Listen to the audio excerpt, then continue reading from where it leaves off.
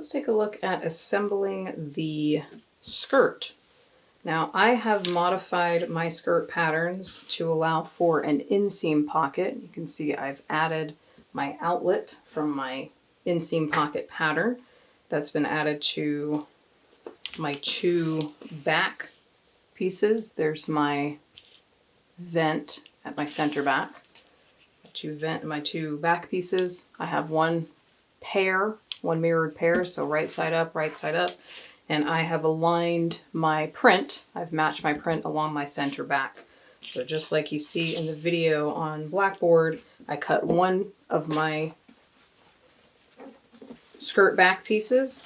I then folded back my seam allowance, and there is a 3/4 inch seam allowance along this center back. So I folded this back and aligned it further down on my fabric so that I knew how to place my opposite piece so that my seam should match down the center back. And I've added my outlets here along the side seam to make space for my pocket bags. So the pocket bag will get attached there for an inseam pocket. I've done the same on my front. This one has been cut flat and then folded along center front so that I can put my tailor's tacks in. And again, my outlet has been added to the side seam so that I can place my pocket bags. I have a mirrored pair for my pocket bags, and they are cut from a different fabric so that I don't have to use up too much of my printed fabric. This is actual pocketing fabric. It's just a cheap cotton fabric, and I have a mirrored pair. I actually have two mirrored pairs because I need one pair for this pocket and another pair for the opposite side of my skirt. So this is my front. I have tailor's tacks installed with some red thread. There are 2 tailor's tacks on either side for the dart points on your front pattern, and when you cut your pattern flat, face up one way, and you can fold it along center front, you can then place your tailor's tacks through both layers. I've got mine going through one layer of fabric, and you should see a teeny tiny little spot of red thread right there. That's the other side of my tailor's tack. Now this is the traditional tailor's tack as I showed you in our previous video, where you take 2 stitches and leave tails and a loop and another set of tails. And I'll show you why that is in just a moment. I have 2 additional tailor's tacks here because I've made my inseam pocket, and those are going to tell me where my seam allowance is going to come to a point. So I've copied those as well. Same with my back pieces, 2 darts. So I have 2 tailor's tacks here where my dart points are. And because I'm doing an inseam pocket, I have 2 additional tailor's tacks to mark where my stitching lines are going. And there is a tailor's tack back here. Make sure you copy this from my pattern, because there is a tailor's tack back here. It is centered along the center back seam, and if this would focus, there we go. It's at a very specific point, and it's important that you copy this tailor's tack because we're going to need that later on when we start assembling this garment. My waistband, cut from fabric, cut from my printed fabric. Make sure you're adding all of the necessary notches. If you do not cut the notches onto your fabric, you're not going to be able to figure out how to piece all this together. Make sure you're checking my patterns. Make sure you're checking that your patterns have all the necessary notches and tailor's tacks, because without them, you're going to have a hard time piecing this puzzle back together. So I've got my waistband cut from fabric. I also have my waistband cut from fusible weft interfacing, W-E-F-T, weft interfacing. Make sure you're using a fusible lightweight, ultra lightweight, or weft interfacing, and it must be fusible. You can feel your fusible interfacings. There will be one side that's smooth and one side that has little bumps on it. Those little bumps are heat sensitive adhesive, and that gets placed, the bumpy side gets placed down on the wrong side of your fabric. Do not iron your fusible interfacing with the bumpy side face up. It will stick to the iron, and then we've ruined the iron. The bumpy side goes down on the wrong side of your fabric. We don't want our interfacing showing to the outside of our garment. It's meant as an underlying structure. We add interfacing for structure to help prevent fabric from stretching and to help give us a little bit more stability when we're sewing, a little bit more strength and stability to our fabrics. So we want to make sure we place that on the wrong side of our fabric where can nobody see it after everything is installed. So I have my waistband cut from fabric and from interfacing. And I have these two little pieces also cut from interfacing. These are for our skirt vents and the center backs back here. These correspond to this little shape here, right along there. It does not extend all the way to the hem, but make sure it matches this angled corner here. And it should line up to your tailor's tack and the center back seam. Again, there's a 3/4 inch seam allowance already built into the center back seam to allow you enough space if in case you're doing a centered or a lapped zipper. But if you're doing a invisible zipper, you may want to either reduce this by 1/4 inch and take it down to a 1/2 inch seam allowance so you can align the zipper tape properly, or you'll need to mark where your center back is so that you know where to align the teeth of your invisible zipper. Look back at the tutorial video for placing an invisible zipper. The first thing we want to do when assembling a garment is do what's referred to as sub-assemblies, taking care of each individual piece before we start putting all the pieces together. And first thing that I will do with mine will be to establish my tailor's tacks. Now I've already sewn my tailor's tacks. I cut each, this is my back skirt piece that's modified for my inseam pocket. I cut each piece separately. And remember, I've got a mirrored pair, so here's the right side of my fabric on one side, and here's the right side of my fabric on the other side. So I've cut a mirrored pair. They're not two of the same piece. And I placed the two pieces together, wrong sides together, so that I could sew my tailor's tacks through both layers. This is where the original tailor's tacks with 2 stitching steps gets us our tailor's tacks on mirrored pieces. You can place the 2 mirrored pieces together, stitch through both layers with leaving tails, a loop, and another set of tails, and then we can separate the 2 pieces, clip the tailor's tacks, and know that we have marked our fabric the same on both sides. So I'm going to do that. I'm going to remove the few pins that are holding these 2 back skirt pieces together. I've got my notches all clipped, so those are ready to go, so I can start sewing my darts in just a moment. But I want to take these 2 pieces apart, and I need to make sure I can clip my tailor's tacks when I do that. So here's one of my tailor's tacks. I'm just going to start lifting these 2 pieces apart. You can see I've started to mark where my darts are, and there's my tailor's tack right there. I'm going to snip that. I'm going to pull on that little until my loop closes there. Snip that. Bam. Now I know that I've got 2 marks on identical points on my pattern. I'll do the same here. Carefully pull these apart, snip my tailor's tacks. Same thing here. Now you may not have tailor's tacks here, but I do because I'm working with an inseam pocket. As I get down here, I'll find my next one. Clip those. Oh, my pins are still stuck in there. Okay, and then I do have, and you all should have, a tailor's tack down here at center back. It's important that when you're working with these tailor's tacks, once you've undone them, you've snipped them, you either commit to assembling the garment in one sitting or copy these tailor's tacks with friction pen. Because if you pick up your fabric and you're moving it around and it's tumbling around in the back of your car, these little threads can absolutely come loose and then you'll lose those points. So I'm going to go over my tailor's tacks on the wrong side of my fabric with my friction pen. So hopefully I won't lose those marks, but I will try my best to keep these threads in my fabric for the duration of the construction. Once you have your tailor's tacks marked on all pieces, you can then draw your dart legs from tailor's tacks to notches. So it's just like our 3-point darts. You should have notches at the top if you copied them properly from the pattern. If you're missing those notches, put your pattern back on your fabric and clip those notches. This is why we install those. And again, here's my dart points here with my notches up along the waist edge. So I drew my dart points there. I'm going to copy these tailor's tacks down here. They sit at center back. This is the center back seam. Descends all the way down to the hem of the skirt. Same thing here.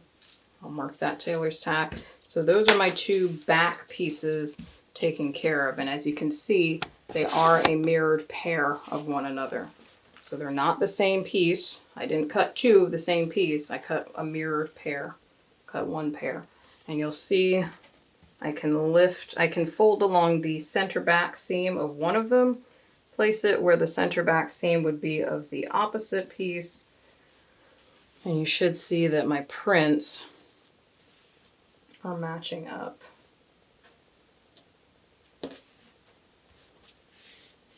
So right along here, that's where my print matches up between the 2. It's not perfect, but pretty close.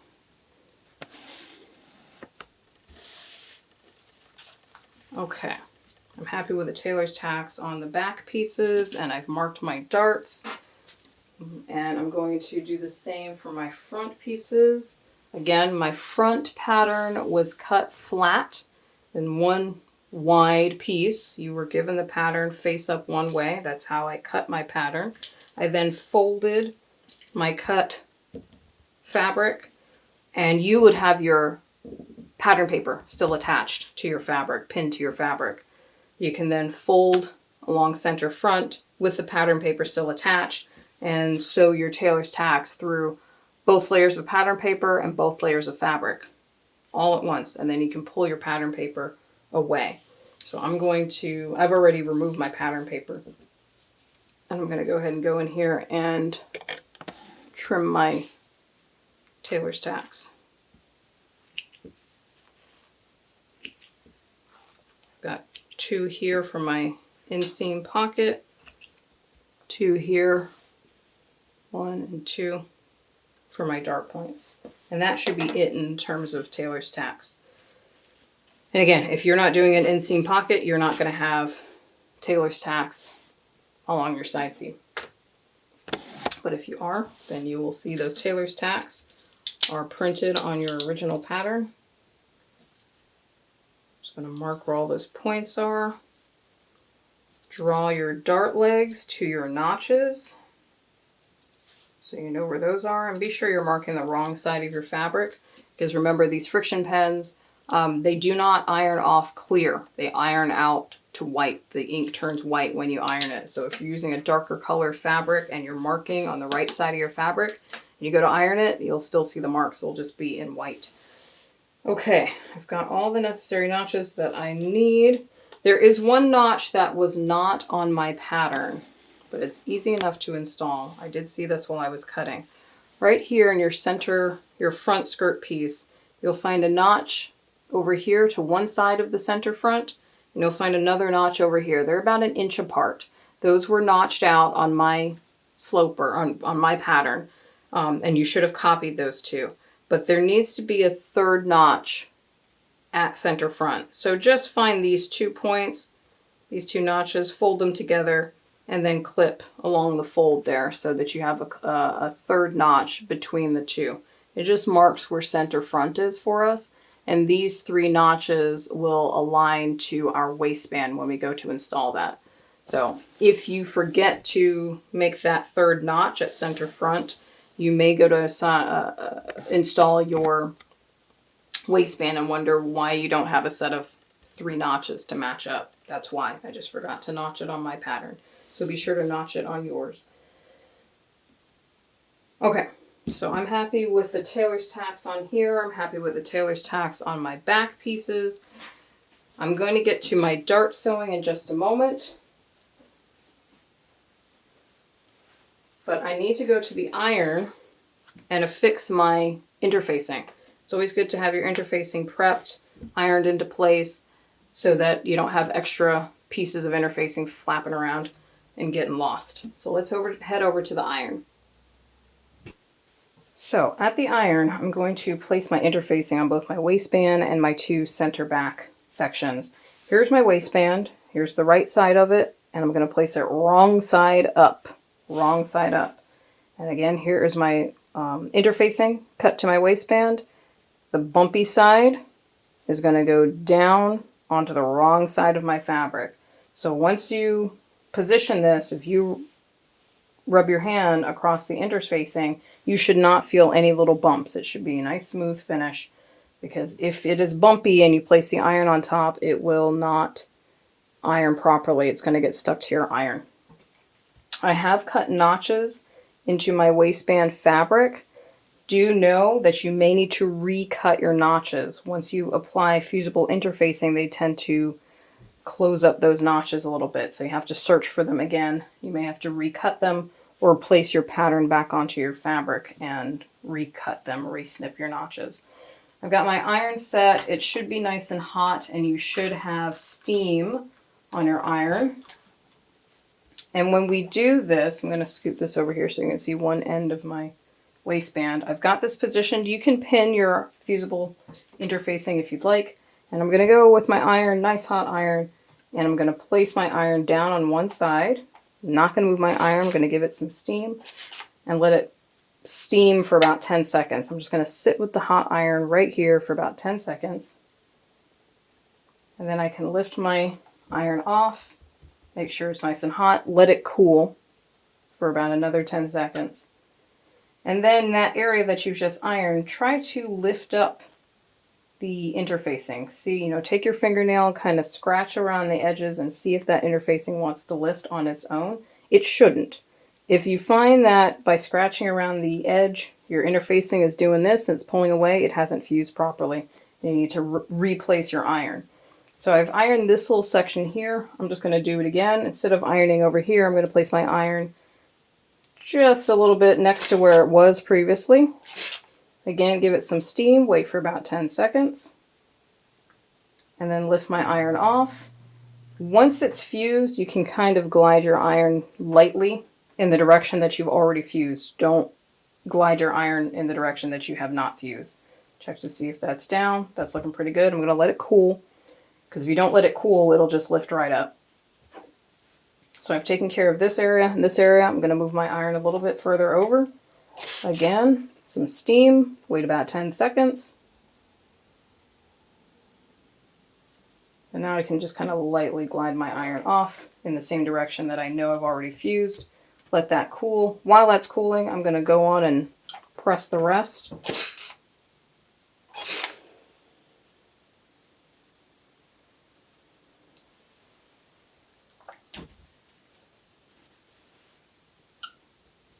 You can place your hand carefully, just to feel that it's hot. Please be careful, don't burn yourselves.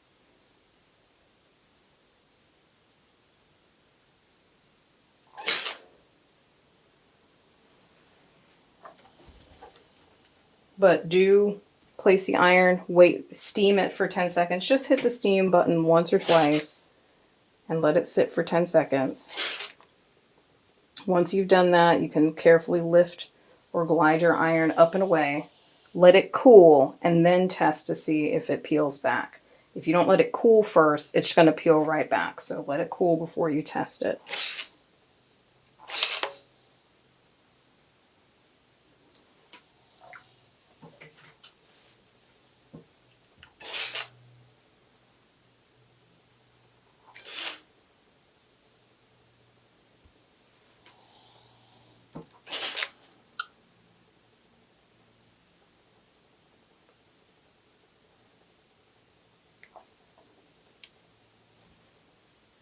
Okay.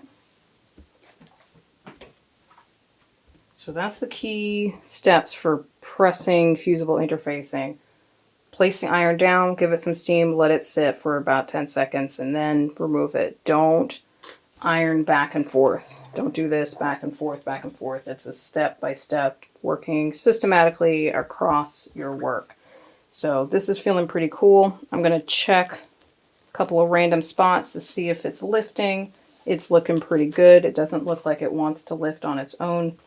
If you find that you haven't cut your interfacing as straight as you'd like to, you can now trim your interfacing away if it's got a lot of overhang. And I'll go in and check to see where some of my notches may have been fused back together. I've got a couple of notches I can see in a few places. I can see where it's cut through my fabric, but my fusible interfacing has now fused it back together. I'm also going to press it a little bit from this side. Fusible interfacing is nice and readily accessible. It's cheap, it's easy to use, it's fast, but it does have the tendency to cause your fabric to buckle if it's not pressed flat enough. And I have a little bit of a buckle here, so I just hit that with some steam to try to let the steam smooth the fibers back out. If you have a severe buckle in your fabric, it's got a big old bubble or big loop or something, and the fabric is just doing one of these numbers in a certain area, you may need to peel your interfacing back in certain areas and reaffix it. Sometimes if it's a severe bubble, you're best to just recut your fabric. So please be careful when you're applying your interfacing, because if it's not properly affixed, it could lead to having to recut your fabric. So I'm pretty happy with that. I'm going to recut my notches in just a moment, but I still have 2 more pieces of interfacing that need to be affixed. I'm going to grab one of my skirt back pieces, and I'm going to find my notch here. This is my outlet for my vent or my slit. This is along the center back, so you should see a nice straight cut line with a little angled piece sticking out of it. And again, this is the wrong side of my fabric facing up. I'm going to look for the bumpy side of my interfacing, placing that down on the wrong side, and I want to make sure that this is aligned to this corner here. Again, it will not extend all the way to the hem. Now, I could try it with this piece. Again, bumpy side facing down. It doesn't fit. It doesn't fit into that corner. It's extending out here. So I know this goes on to my other center back piece, but this piece fits very nicely. If you find that your interfacing is overlapping your tailor's tack, make sure you're kind of pushing that tailor's tack out of the way. We don't want to get that tailor's tack caught under the interfacing, because then it gets really difficult to remove. But since I'm about to iron this interfacing, I know that I'm going to lose my friction pen mark there, so I'm going to keep my tailor's tack in there, otherwise I'm going to lose that point. So I'm glad that I put some thread tailor's tacks in there. I'm going to position that, and again, I can probably hit this one time with the full length of my iron. It doesn't have to go vertically or horizontally. As long as you're covering the piece with your iron, that's fine. Again, about 10 seconds to let it sit. I'm going to let it cool. And you can kind of fan the fabric a little bit to help it cool down faster. On campus, you have those fancy ironing boards where you can turn the switch on underneath and press the pedal. It will pull air through to make this cool down faster. I don't have one of those fancy ironing boards. I'm going to test to see if it's fused. Doesn't look like it wants to lift. Okay, I'm happy with that. I'm going to get my other piece.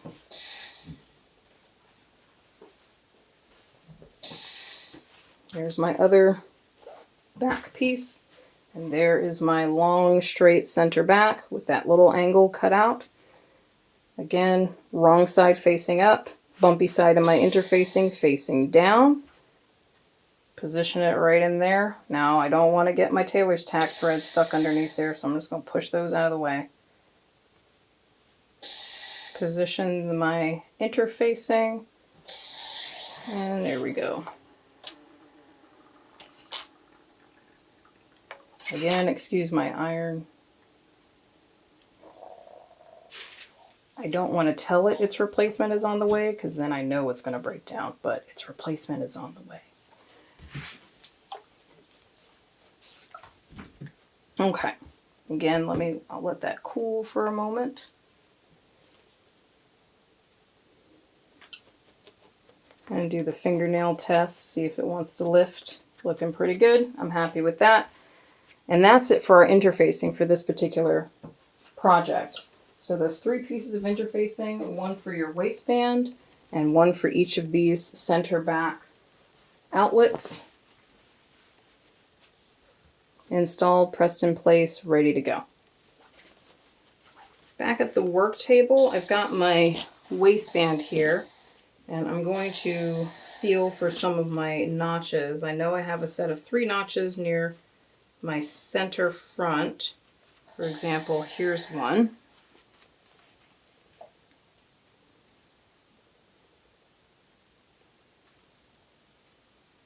Here's one right here.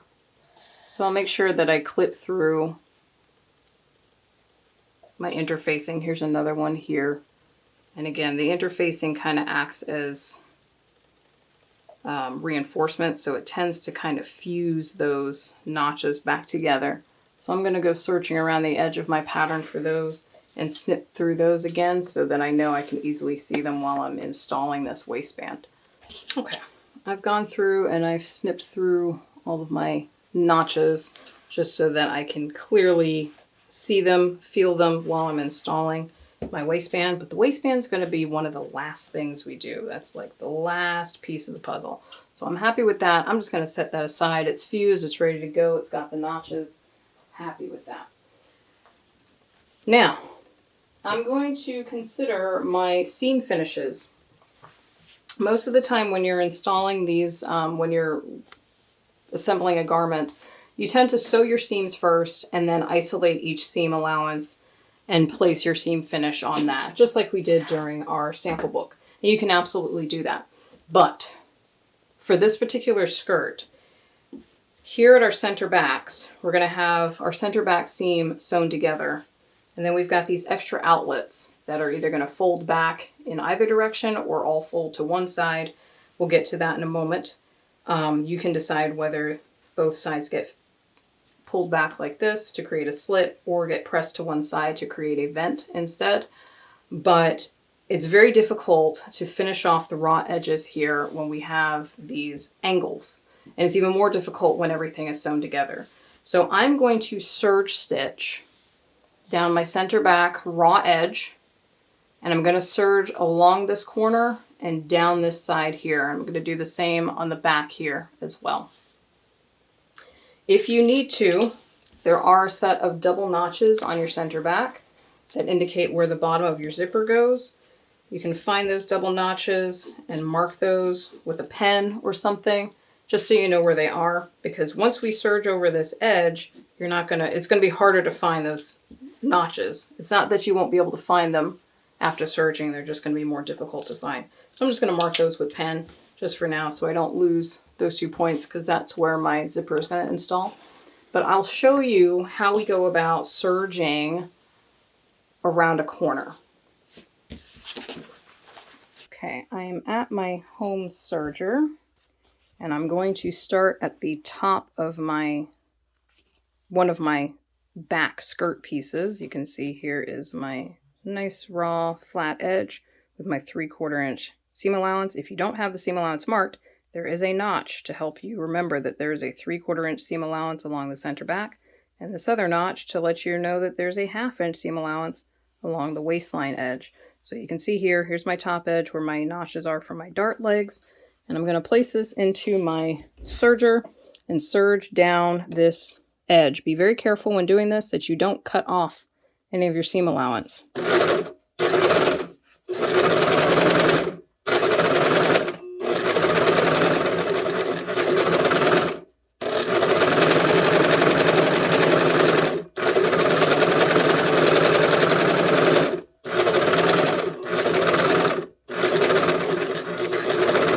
Now, as I approach this corner, obviously if I keep serging straight, it's going to chop off all of my extra fabric, so I don't want it to do that. Get accustomed to walking the stitches on the industrial sewing machines. The industrial sergers have a hand wheel on the right-hand side. Turn that wheel away from you. It's the only machine That's different than what we've been doing with the Jukies. All the time we've been turning the hand wheel towards us on the Juki lock stitch machines, but the sergers, you turn the hand wheel away from you. It's a small hand wheel kind of recessed into the table, and you turn that wheel away from you to walk your stitches.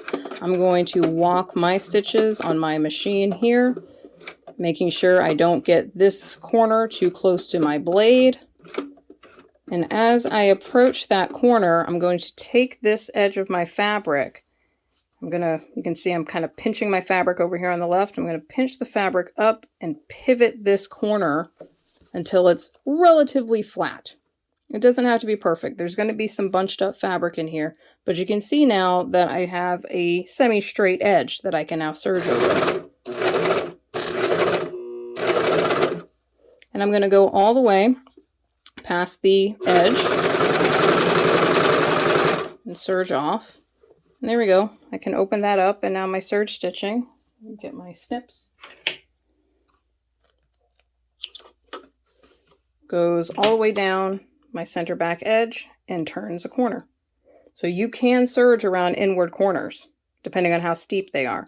This is totally doable. You just have to pinch your fabric up and out of the way until this becomes a semi-straight edge that you can then send through your serger. I'm going to continue the rest of it, just overlapping my stitches so I can go along this long edge until I get to the hem of my skirt.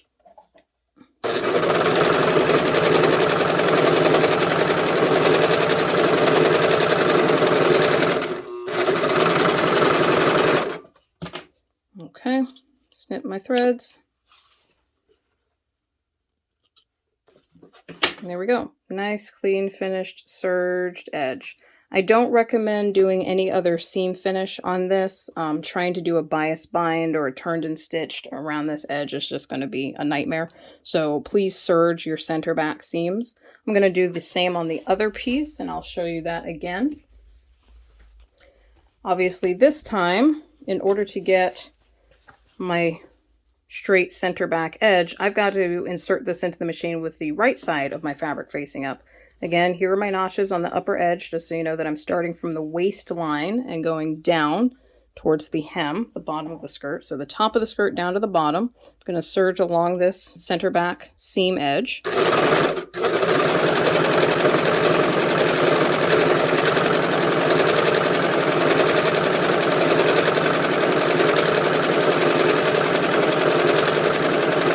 Slowing down and walking my stitches as I approach that corner.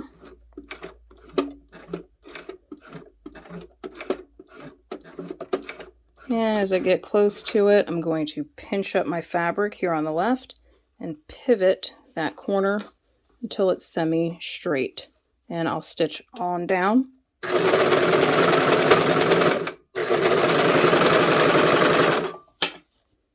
And stitch off. So there's my serge stitching along my center back seam, and it turns that corner. And then I'll just start from here, overlap my stitching, and keep going.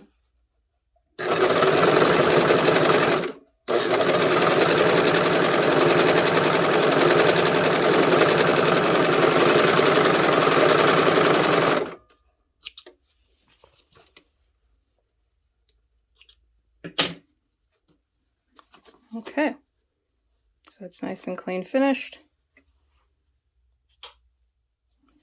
And now I can move on to sewing my darts. Before I get started with my darts, I just want to try to cover as many bases. If you are working on a patch pocket, if you're doing a patch pocket that you're adding to either the front or the back of your skirt, I recommend doing that now. I recommend positioning that, getting your tailor's tacks marked for where you're going to position your pocket, and install that first while your fabric is nice and flat before you sew your darts, because once you sew the darts, you're going to start getting some body and lift to the fabric, and it may be difficult to lay it flat enough to get your pockets positioned correctly. You don't have to do that in that order. Remember that this is an art form.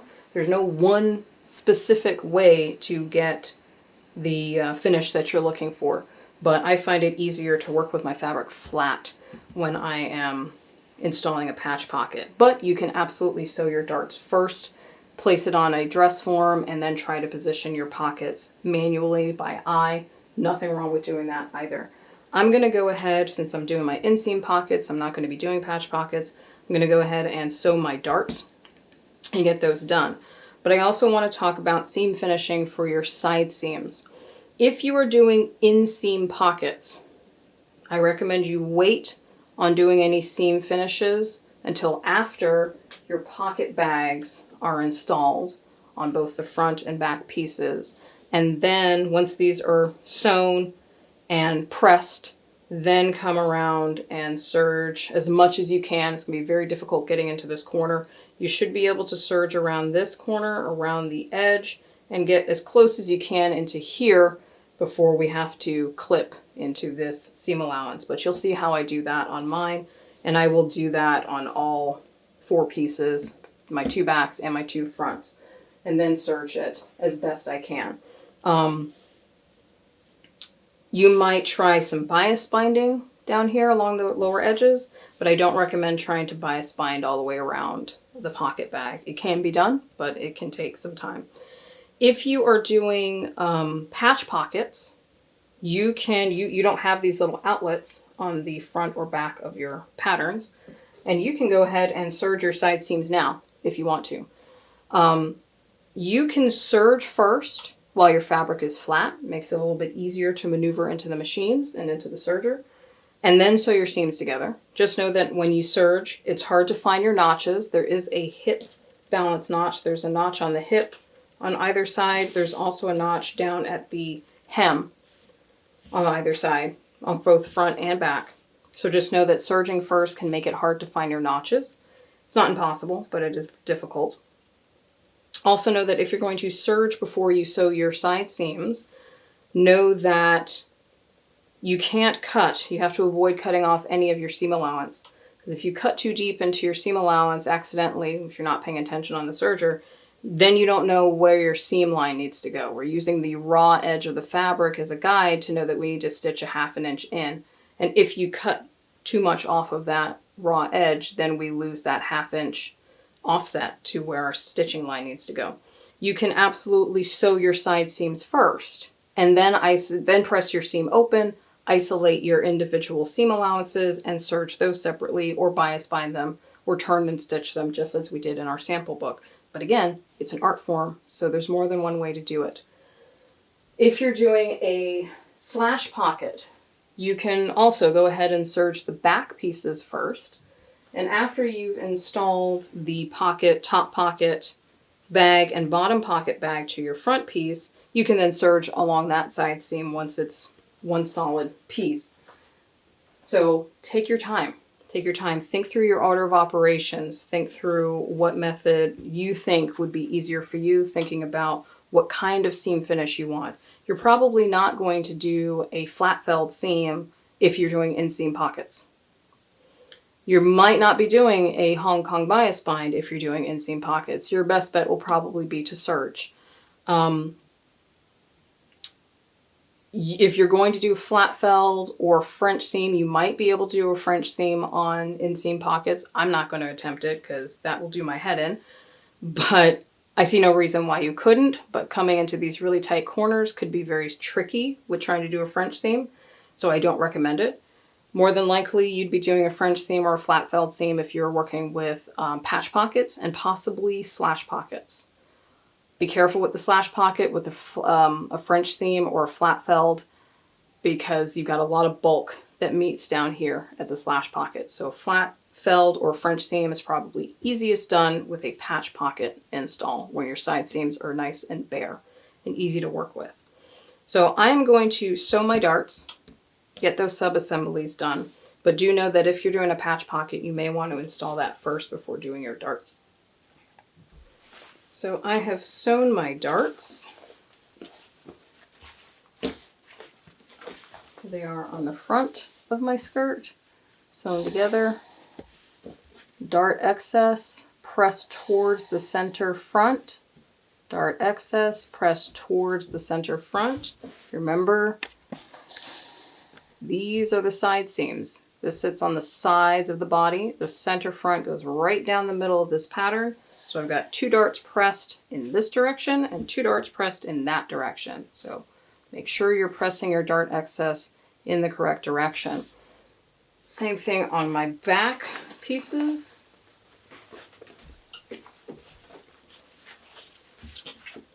Here's my side seam. Your side seam always has a bit of a curve as it curves over the hips.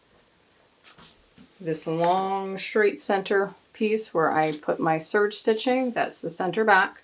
So 2 darts with dart excess pressed towards center back. Remember to use the tailor's ham to press these curved pieces. I back tacked at the waistline, stitched off at the dart point, tied little knots in the ends of my darts, and clipped tiny little tails. So I have little tails of thread left there. Same thing on this piece. Again, center back. It's where I serged. Here's my side seam ready for my pocket. And there is my dart excess pressed towards center back.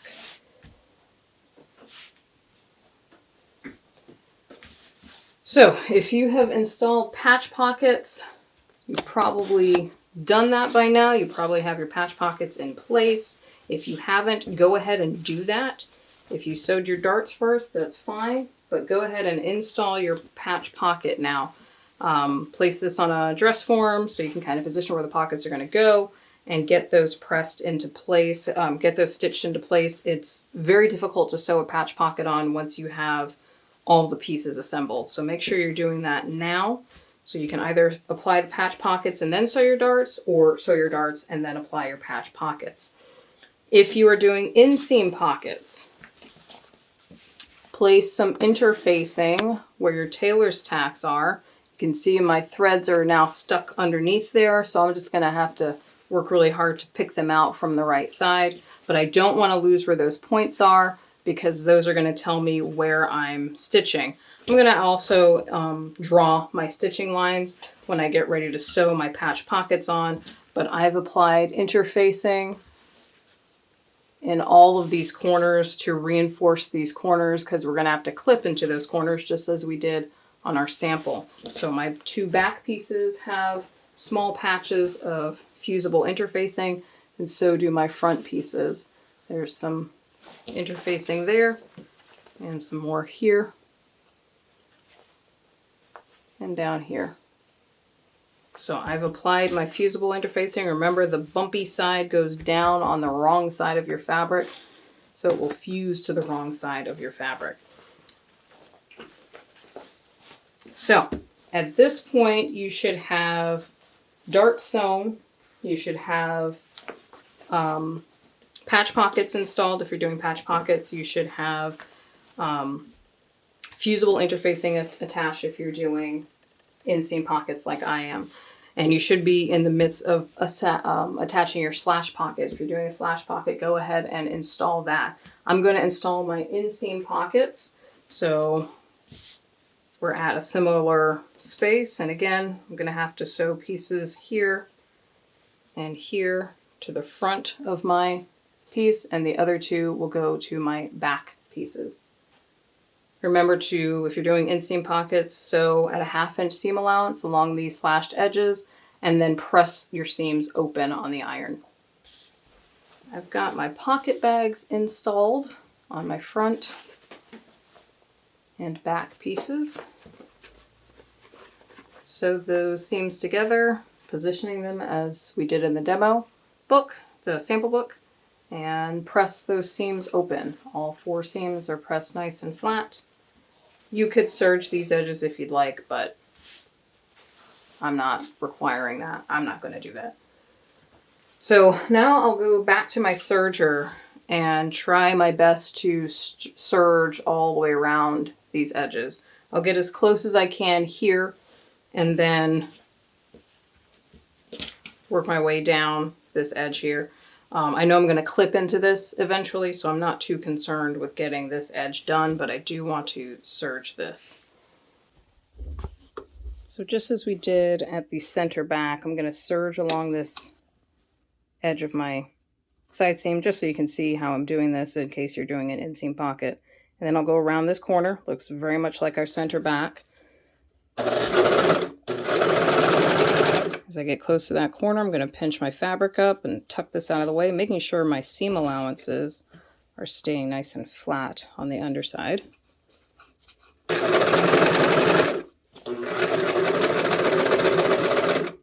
So that's taken care of, and then I'll just work my way around this curve. Work slowly as you go around curves, walk the stitches if you need to. Remember to turn the hand wheel away from you on the industrial sergers.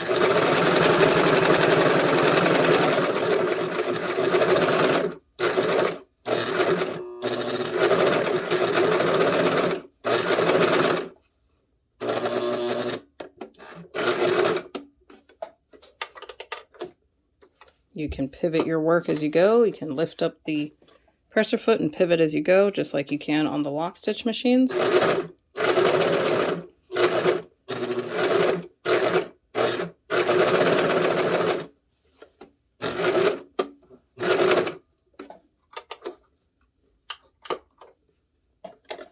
And as I get close to this inward corner here, you'll see I'm going to tuck the rest of my fabric up and out of the way so I don't stitch over it.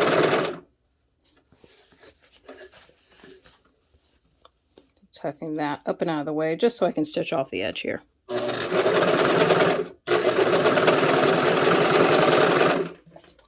And leave a little bit of a tail just so it doesn't unravel on me. So that comes down the side seam around that little corner. All my seam allowances are still open. Around the pocket bag, and then back up into this little corner before it descends down into my side seam. So I just stitched off of that edge. So just be careful, walk your stitches. You can walk the stitches on the serger. Just remember to turn that hand wheel on the right hand side of the machine away from you.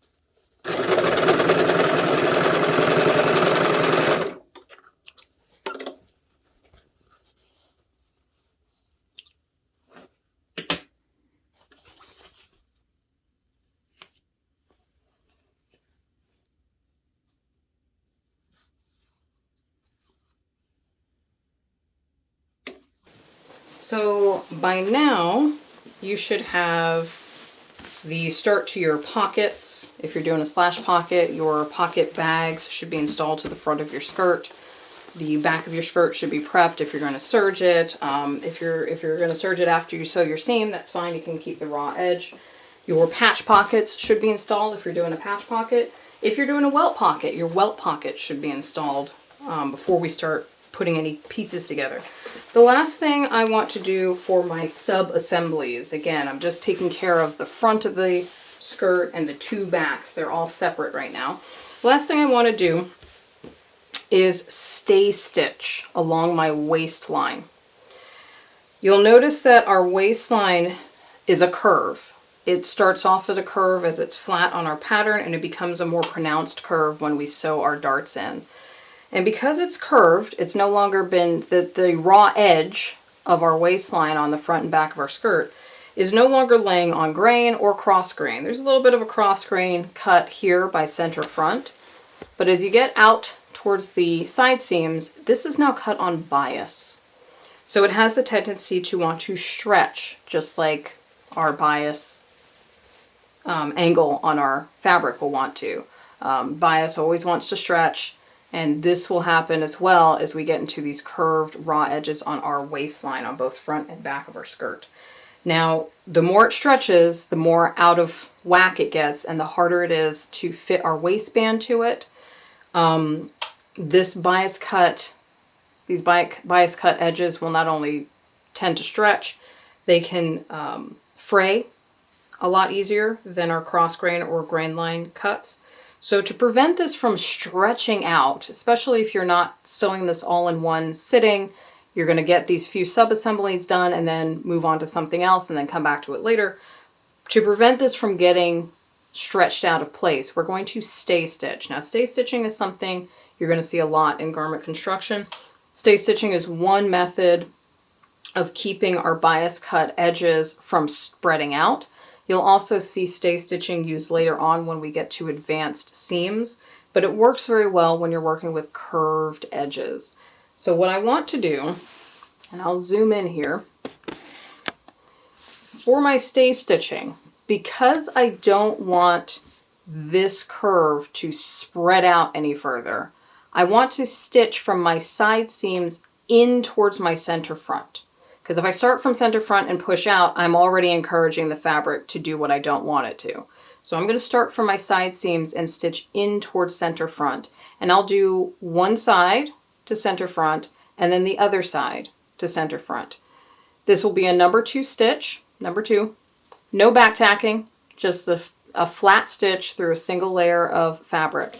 It's also a good method for this skirt because it's going to keep all my dart excess going in the correct direction. Not only does it act as stay stitching to reinforce this seam, prevent it from spreading out, it also acts as a basting stitch, a machine basting stitch, to keep my dart excess from flipping in the wrong direction. But because I don't want to have to remove these stitches, because it will be visible, those stitches will be visible, and because I don't feel like picking those stitches out after I finish installing my waistband, I'm not going to sew my stay stitches at a 1/2 inch seam allowance. I will instead sew them at a 3/8 inch seam allowance. So on our clear rulers, that's 3 of these little squares. 1, 2, and 3. So 3 little squares. I'm going to place that 3/8 inch mark on the raw edge of my waistband, the raw edge of my skirt front. And I'm just going to give myself some guidelines, maneuvering my ruler as I go around. By sewing our stay stitches at a seam allowance smaller than the seam allowance built into our pattern, this keeps all of our stay stitching inside of our seam allowance. So if I'm sewing at a 1/2 inch seam allowance, let me find another colored pen. So I know I'm going to sew this at a 1/2 inch. Here it is in pink pen. That's where my seam is going to be. That's where I'm going to later sew my waistband onto my skirt.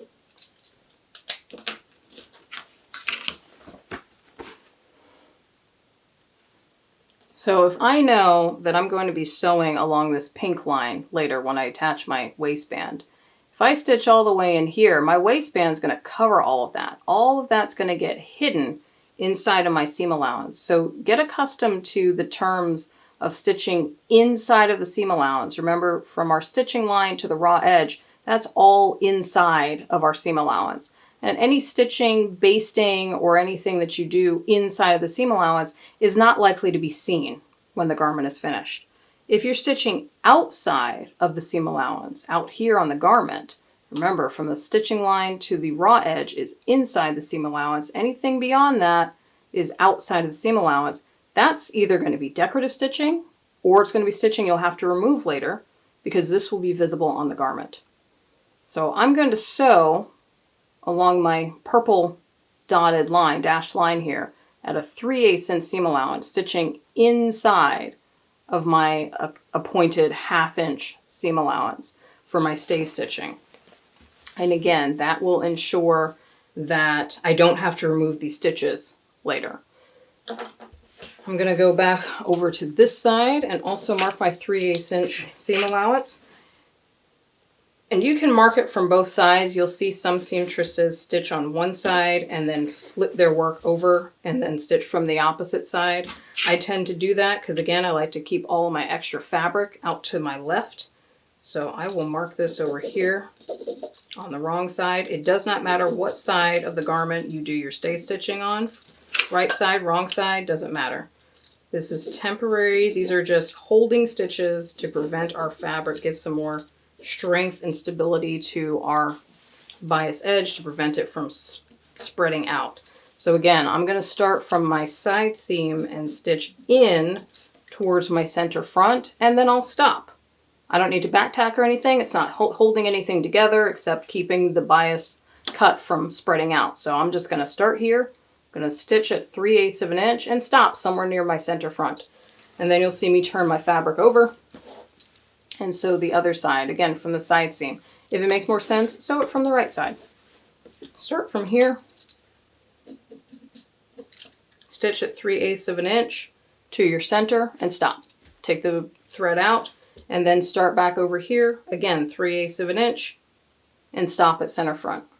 I'll do the same thing on my back pieces because we're seeing the same issue here. Here's our center back. This is cut on grain. Got a little bit of a cross grain cut here at the top, but all of this that curves up into my side seam is all cut on bias. So again, 3/8 inch seam allowance.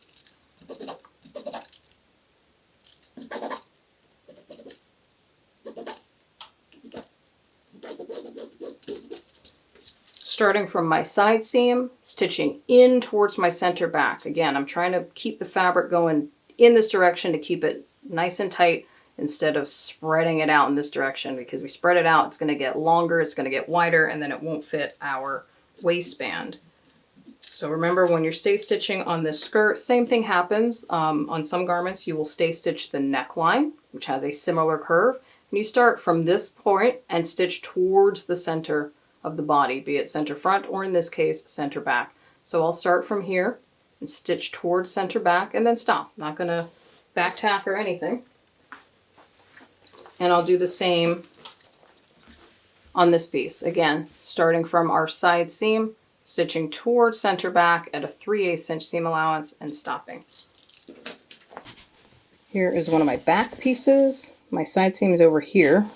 Got my pocket bag attached to that. My center back is over here. So I want to start over here. I'm just going to flip my work over to the wrong side because, again, I like to keep all my fabric to the left side. I am just going to eyeball 3/8 of an inch. I'm going to use my stitching guide. Get accustomed to using your stitching guide. It saves you a lot of time where you don't have to mark your seams every time. Number 2 stitch, no back tacking. I'm going to make sure my dart excess is going towards my center back. Make sure that's laying flat towards center back. Stitch right over it.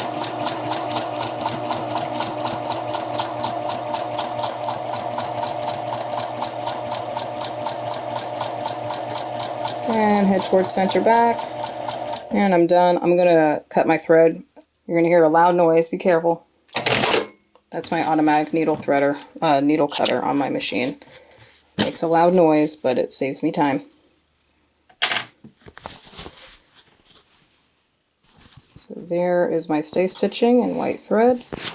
My seam allowance is going in, my dart excess is going in the correct direction. If your dart excess has pushed back towards your side seam, rip these stitches out, press it towards the center back, and restitch your stay stitches. You want to make sure our dart excess is going in the right direction. So again, started from my side seam all the way to center back. On this piece, the opposite side of my center back, here's my pocket bag. So here's my side seam. I'll stitch it from right side up again so I can keep all my excess fabric out of the way. I'm going to feel underneath for where my dart excess is. Make sure it's going in the right direction. Stitch over everything. Doesn't have to be perfect as long as it doesn't exceed that 1/2 inch seam allowance, because we don't want to have to pick these stitches out. There we go. There's that stay stitching, 3/8 of an inch. I can see my dart excess is going towards my center back. over here. And I'll do the same on the front. Here's my pocket bag over here on my side seam. So I'm going to start on my side seam.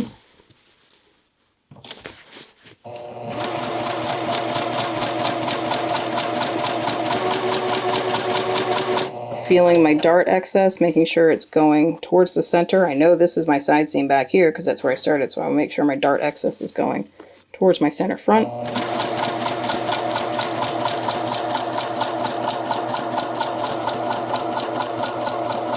And I'll get close to center front. I have some notches here. Those 3 notches I mentioned, those identify center front with 2 notches on either side.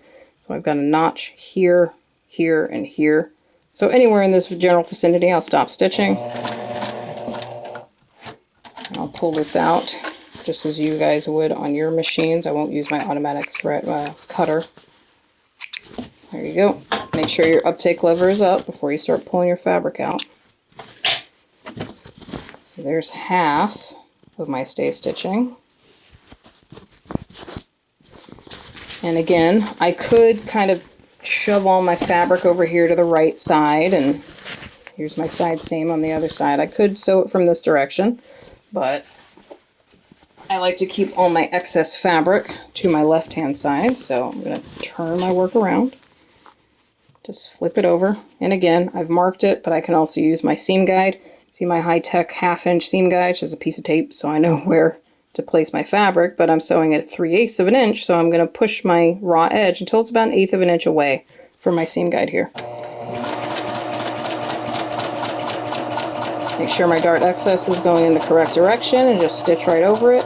If you're working with a slash pocket, you're going to have some pocket bag material and whatnot, and just stitch through everything.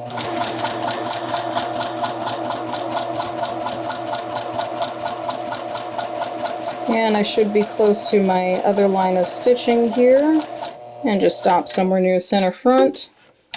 Take up lever all the way up, lift your presser foot, remove your work, clip your threads.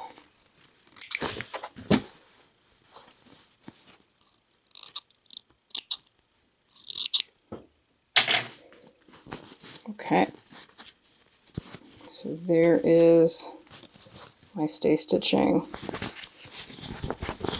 from my side seam to center front, stopping on one side and then starting again on the other side, stitching the center front.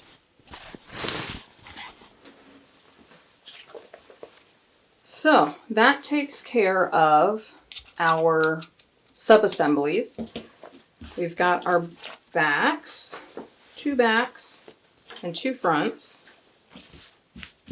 If you're working on an inseam pocket, obviously you will have, once you go to sew your side seams, you'll sew your pockets together and then clip into those corners so you can press your side seams open. If you're working on a slash pocket, you should already have the pocket bags assembled and attached to your front, your skirt front. You should have your back ready to go. Your patch pockets, if you're doing a patch pocket or welt pocket, those should be installed. And we should have prep work ready. Our dart should be sewn by this point on both front and back. And we should have stay stitching from the side seam to the center front and stay stitching from side seam to center back on both of our back pieces. So this will take care of our initial sub-assemblies for the front skirt and back skirts. Our waistline, our waistband should have interfacing attached, so that is ready to be installed. The next thing we'll look at is sewing up the center back seam, because right now we have 2 separate pieces for our center back and we have 1 full piece for our center front, for our front skirt. So we're going to work on the center back seam, installing our zippers. Remember, it's up to you which kind of zipper installation you'd like. Recall the demos and the sample books, so if you want to do centered zipper, lap zipper, make sure you sew that seam first and then install your zipper. If you're going to do an invisible zipper, keep your center back seam open, install your zipper first, and then finish off the rest of the center back seam. When we get to the center back seam, that tailor's tack that exists down here at the base, this is where you stop sewing your center back seam. And we'll talk in the next video about what we're doing with these extra little outlets down here to create either a slit or a vent. That is also for you to decide whether you want a slit or a vent on your skirt.